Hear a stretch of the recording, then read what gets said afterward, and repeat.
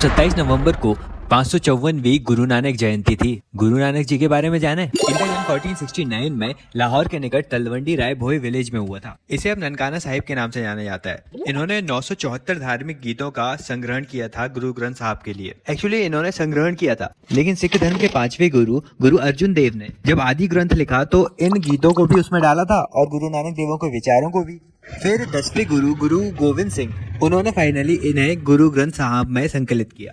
अब गुरु नानक जी समानता मानवता को बढ़ाने की बात करते थे। इन्होंने निर्गुण भक्ति पर जोर दिया था। कबीर की तरह ये भी मूर्ति पूजक नहीं थे, मानवता के लिए निस्वार्थ काम को समर्थन करते थे। इन्होंने 3 चीजें बताई। पहला, मेडिटेशन ऑफ गॉड या नाम जपना, जैसे सतनाम वाहेगुरु बोलना। नाम जपकर भगवान से कनेक्शन बनाने की कोशिश की जाती है।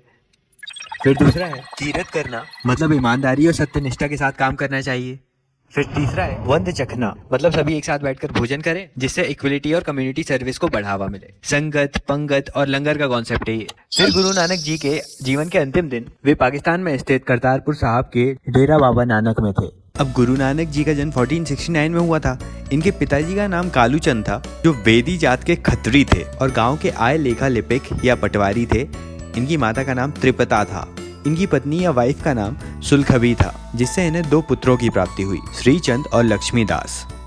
फिर आगे 30 वर्ष की आयु में इन्हें ज्ञान की प्राप्ति हुई और उसी समय से इन्होंने उपदेश देना शुरू किया। और 30 वर्ष के बाद उन्होंने अपने जीवन को उदासी जीवन कहा, यानी यात्री का जीवन।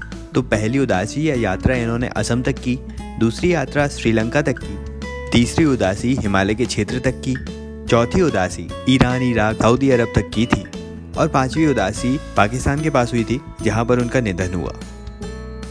अब पहली उदासी या यात्रा पर जब ये निकले थे तो इन्हें पहला शिष्य मिला था मर्दाना। मर्दाना को उपदेश दिया तो वो इनके शिष्य बन गए और गुरुवाणी को जोर जोर से गा गा कर सुनाते थे जहां जहां भी गुरु नानक जी जाते थे। फिर दूसरे शिष्य थे लालो।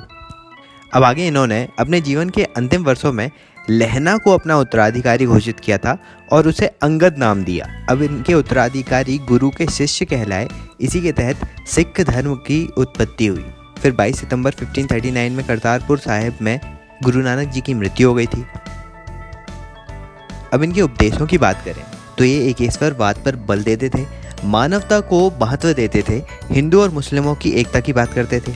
वे कहते थे कि धर्म वह होता है जो मानवतावादी दृष्टिकोण से युक्त हो और मानव जाति को कुसंस्कारों के बंधन से मुक्त करे, और इन कुसंस्कारों से गुरु ही मुक्ति दिला सकता है। इसलिए वे कहते थे साधु दा संग गुरु दा मेल, साधु का साथ और गुरु का सानिध्य, मतलब अच्छी संगत, सत्संग और गुरु के महत्व को बल दिया था इन्होंने। साथ ही उपदेशों में क्षेत्रीय भाषा और साहित्य पर भी बल दिया था। मानव जाति की सुरक्षा और सेवा के लिए एक समूह की स्थापना की थी। यही आगे खालसा या सिख कहलाया। अब ये भी निर्गुण भक्ति के समर्थक थे। इनका कहना था कि ईश्वर एक है, निराकार है और सर्वव्यापी है, लेकिन गृहस्थ जीवन में भी रहकर मोक्ष को प्राप्त किया जा सकता है, ईश्वर को प्राप्त किया जा सकता है। ईश्वर के प्रति प्रेम और तीव्र समर्पण का भाव बस होना चाहिए मनुष्य के मन में, लेकिन इसमें कोई आडंबर नहीं होने चाहिए, कोई कर्मकांड नहीं होना चाहिए। भक्ति के माध्यम से आसानी से ईश्वर को प्राप्त किया जा सकता है। गुरु नानक जी ने सकारात्मक कर्म का उपदेश दिया था। दान, दया, सत्य, ईमानदारी, नैतिकता, मद्य निषेध, मतलब नशीली चीज़ों का निषेध आदि गुणों को अपनाने की बात कही थी इन्होंने। तो ये सारे विचार थे गुरु नानक जी के बारे में। वीडियो अच्छा लगा तो लाइक कर दो, ज़्यादा से ज़्यादा शेयर करो। पहली बार चैनल पर आ रहे हो तो सब्सक्राइब कर लेना, अभी ऐसे वीडियोस आते रहेंगे। Thank you so much for listening.